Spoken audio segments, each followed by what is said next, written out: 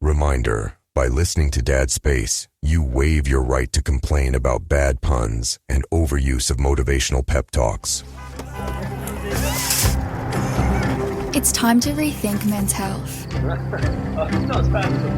Because it doesn't just affect men, it affects us all. When men are well, the benefits ripple through families and communities. But when men are unwell and unsupported, we all feel it. We're all the real face of men's health. Be part of the solution with Movember. Hey, welcome back to Dad Space, podcast for dads by dads. It's still November. It's still Movember. How's that mustache coming in? Is it coming in? Can you even see it? I know. Yeah, again, I'm a scruff guy, so I always have permanent scruff to my wife's chagrin. Anyways, happy Movember to you, Movember.com. Happy November to you, dadspace.ca. I'm glad you're here. We're going to talk about legacy today because I think it's something that we don't talk enough about as dads, and the legacy we're leaving behind for our kids and all that. So thank you for being here. Glad to have you part of the show. If you know any other dads, let them know what we do here and invite them to come join us. I'd love to have them here with us as well. I want to talk about legacy, how dads create lasting change for families. And like I said, it's great to have you here. So here's my question for you as we start. Imagine your kids stand up at your 80th birthday. What stories are they going to tell about you to the friends and family gathered to celebrate your 80th? What are the things that are going to come to mind? Those funny stories, those touching, heartfelt moments, those times when you were there, and what your kids would say about you in front of you on your 80th, gathered with friends and loved ones. Now, I think of my kids. I love my kids, and they're all adults. I'm an empty nester, by the way. I have 3 adult children.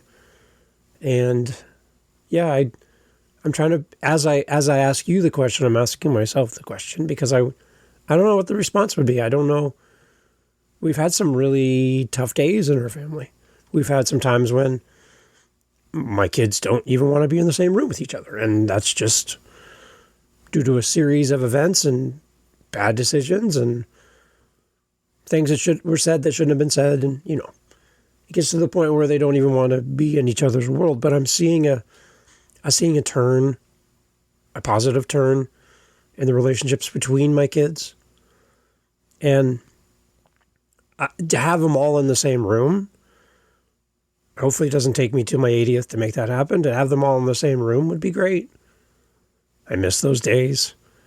And I think that's part of my somberness around the holiday time is I don't have the opportunity to have all my kids under one roof together, laughing and reminiscing, sharing stories, and just being in each other's company. Hasn't happened in a long time. Since COVID, really. That's when our whole life turned around and our kids left the house and off they went. That was their out. And so I would love to hear what my kids would say about me on my 80th. I'm just not that patient to wait that long. And I'm curious, what would your kids say about you on your 80th? Your kids might be like 2-3 years old. So it's going to be a long time before they stand up and talk about you in that way. But what is your legacy? What material have you given them to reshare on your 80th birthday? Have you given them any material? What would they say about you? What would they say about how you showed up, how you loved them, how you played with them, how you cared, how they knew they were the most important part of your day? How would they describe you? What is that legacy? I think legacy is the daily fingerprints that we leave on our kids, the daily touches, the daily interactions, which in the moment don't seem to be the biggest thing, but over time they compile. And there's equity over a long period of time as we have these touch points with our kids. A little thing. So my granddaughter, her name is Delilah. She's gorgeous. Every time I pick her up to give her a hug from Papa, I whisper on the top of her head to go give her daddy a hug. And she proudly leaps out of my arms and runs and finds her dad and gives him a big hug. Why am I doing that? Because I know there's going to be a day when my son will have an adult daughter who he sees very rarely, and those interactions will be few and far between. It will be a reality. For now, it's not. He has his daughter. She's young, and he has interactions with her constantly. But you get tired, you get exhausted, and you lose the joy of the moment because you're just surrounded by life. But there's a time when that thing's going to change. So every time I hold Delilah, I whisper into the top of her head, go hug your dad. I want her to understand that love is to be shared. So that's one way that I'm helping my granddaughter experience and demonstrate love. So that's one example, okay? And I hope that when my son hits his 80th birthday, I won't be here, his daughter, Delilah, will stand in front of a room full of people who know and love my son and say, I love my dad because ... And maybe that was based on early, when she's 2 years old, understanding the importance of showing love. And maybe her papa taught her something. So, your legacy, it doesn't just start on your 79th year as you flip to your 80th birthday. That's not where legacy starts. Legacy doesn't start after you're gone. Legacy starts today and how you show up for everyone. So lean into your legacy, guys. And what would they say about you on your 80th birthday? Give them some material. What does legacy really mean? To some people, legacy means cultural ideas like career, wealth, achievements, awards. But what kids actually remember is time, presence, and how dad treated people, how they treated their mom, how they treated them as kids. Were they an angry dad? Were they a happy dad? Were they a playful dad? Were they a stoic dad? Were they engaged or disengaged? That's your legacy. How you live as a dad is also an active part of building your legacy with your kids. Like showing up for those events. Yet another event, yet another baseball game, yet another football game, yet another dance recital or music recital. Oh, here's another one. Showing up. Apologizing when you're wrong. Keeping your promises. All of these things are elements of legacy. And I just want you to understand that legacy is not a highlight reel of all your best of moments. It's the patterns that your kids see in you every day. The repeatable things that you do that your kids know and love you for or can count on. The things that make you you. That's what your kids are watching. They're not looking for the highlight reels. They're looking for who you are day to day. That's the things they're going to talk about. Yeah, there's going to be big events.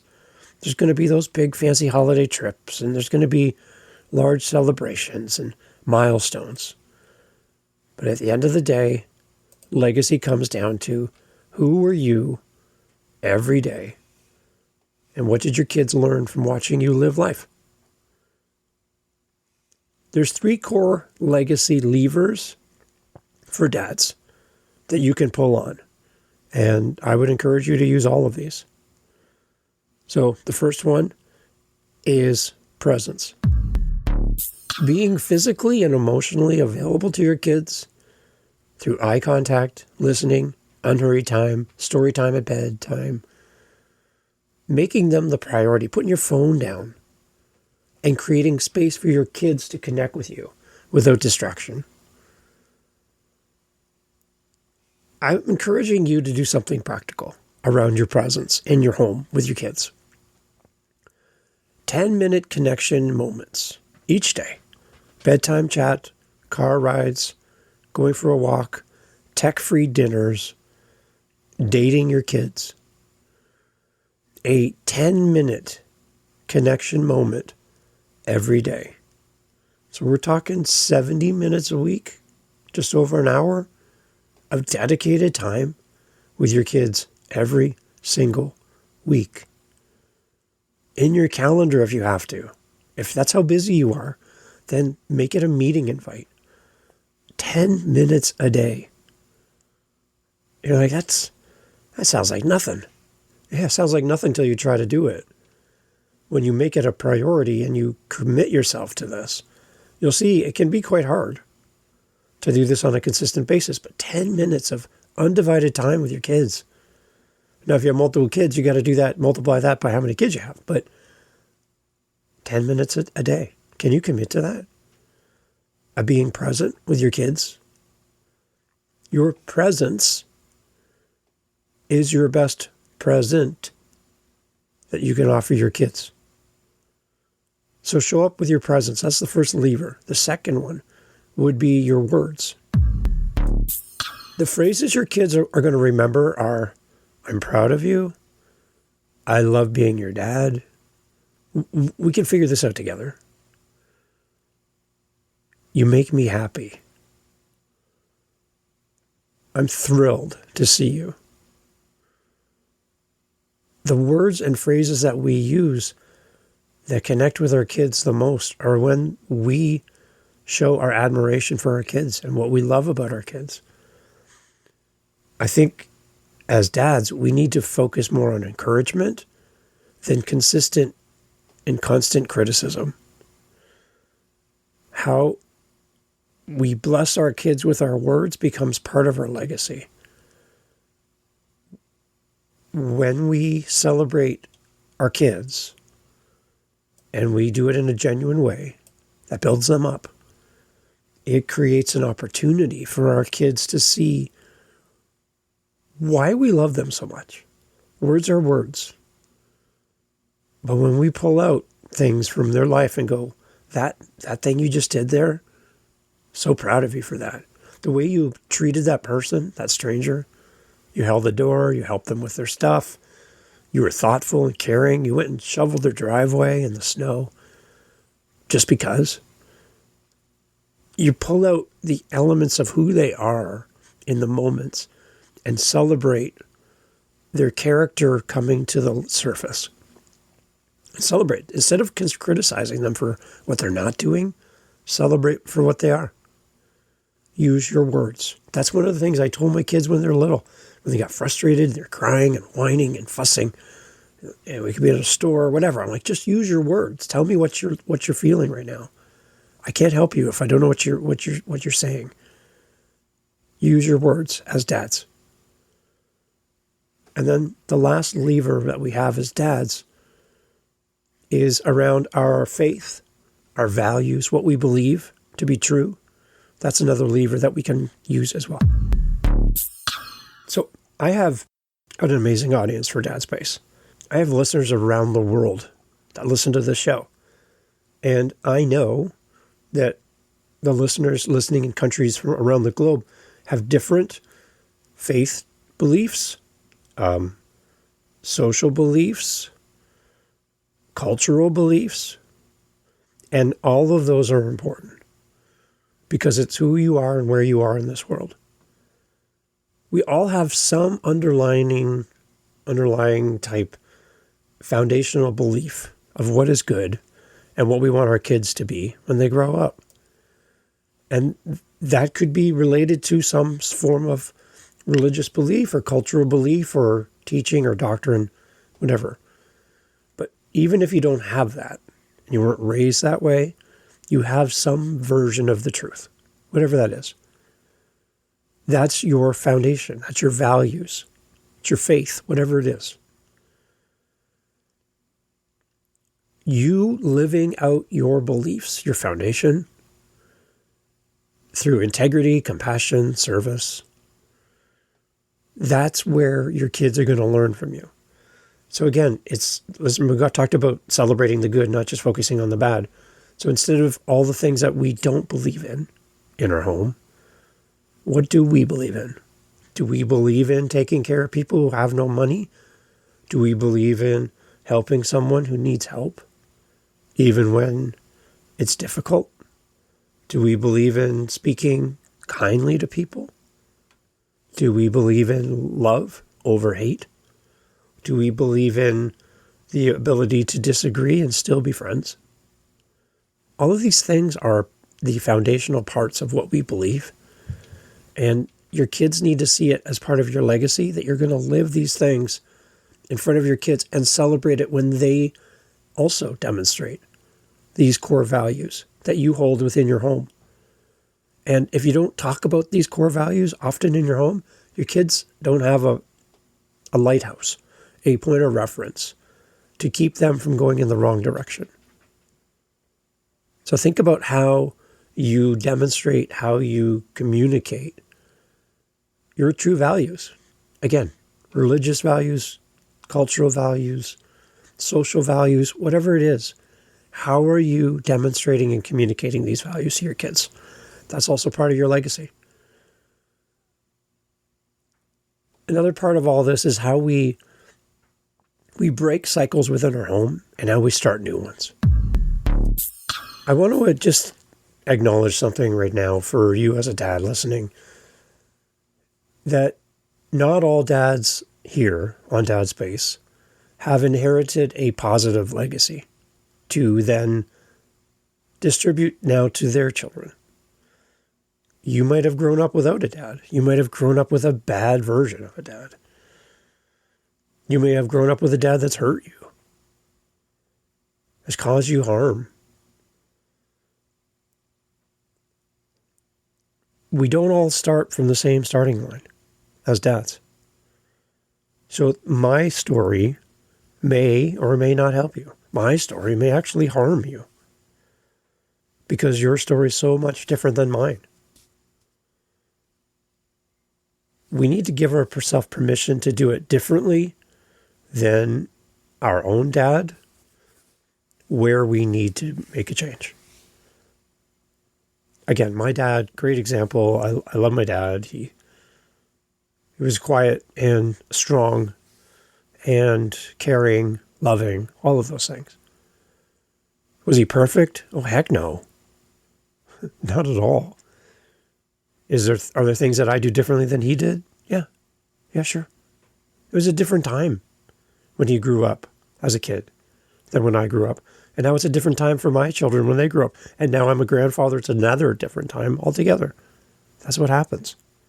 We need to give ourselves permission to do it differently, where we see the need to pick a different path than our dad.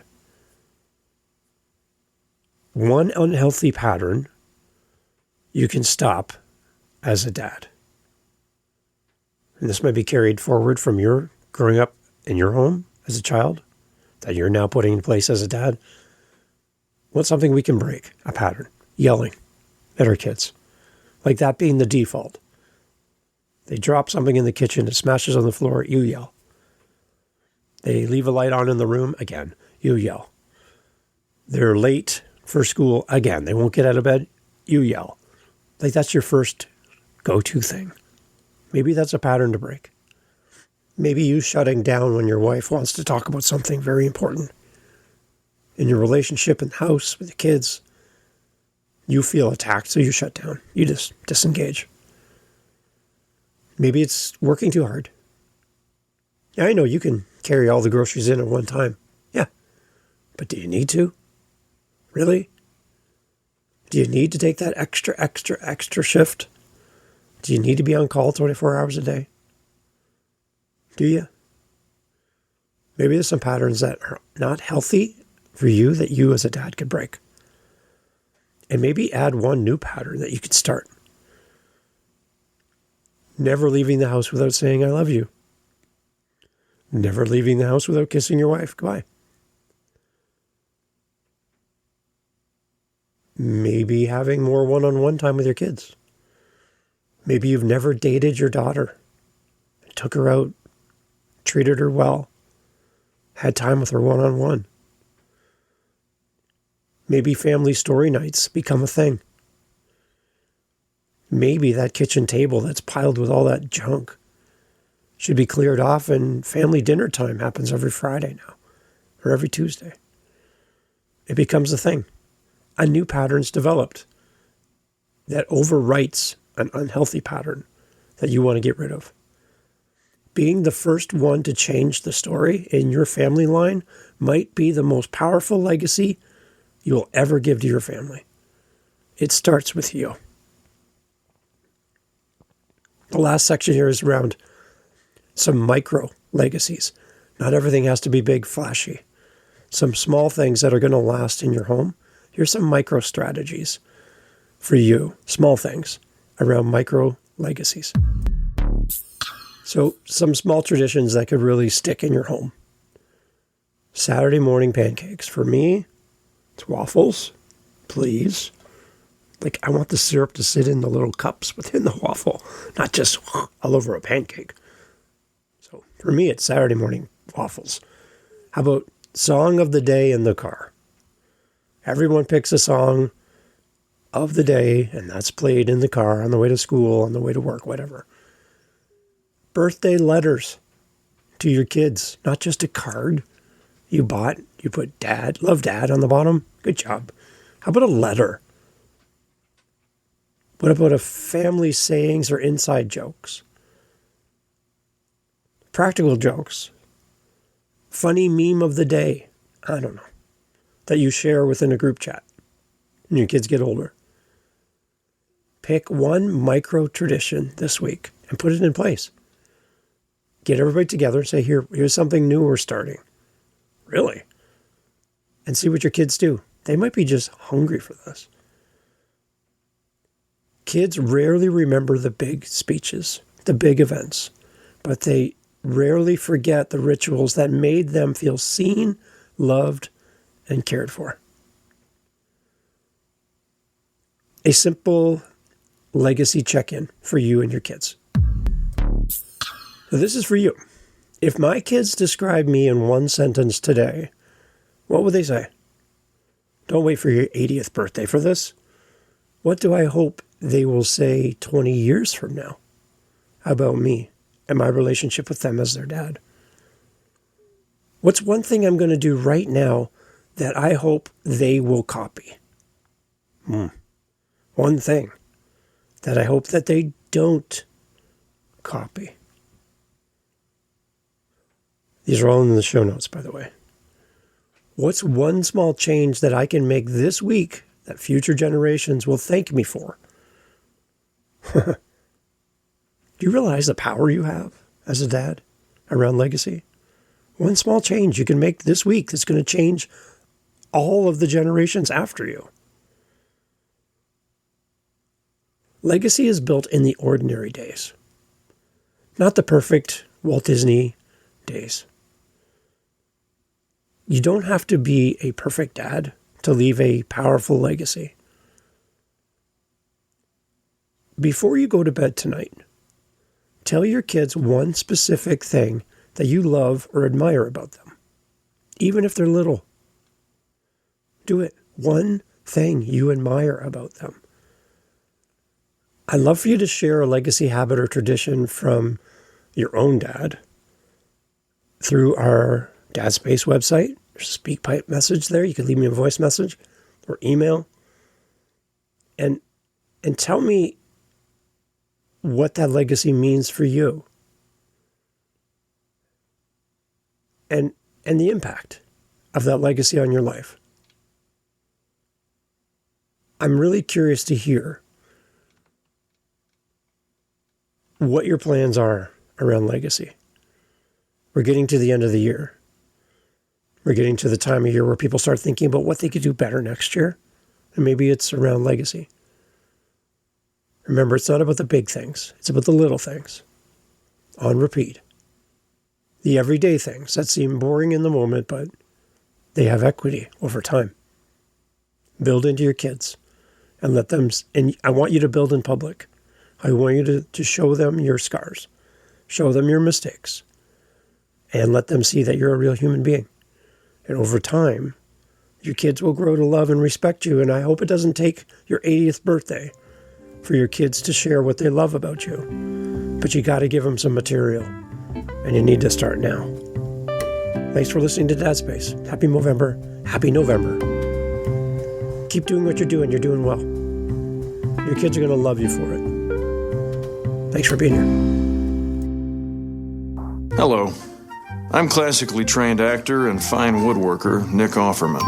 A few of you may know me as Ron Swanson from NBC's Parks and Recreation, but let's be honest, most of you know me for this. And this Movember, I'm here to instruct you on how to properly grow your very own. Developing my mustache required years of training. I brought it to Scotland, where sheep herders tamed its unruly ways. I then studied with Tibetan monks who combed it like a Zen Every day I washed it with cologne, whale oil, and beef and dried it over a campfire of peat and turf. And the bulk of you will end this month with something atrocious on your lip. The rest of you will be passable, but in the spirit of awareness, I wanted to offer a few simple ideas of my own that can help a novice grow a full and thicker mustache. Hammer and nail. Send a regular handwritten letter. Capture a household bug, then set it free. Tolerate a crying baby. Smell wood.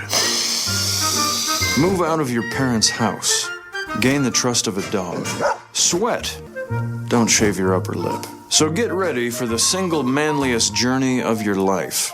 And be sure to tell your friends, this mustache is a Movember mustache.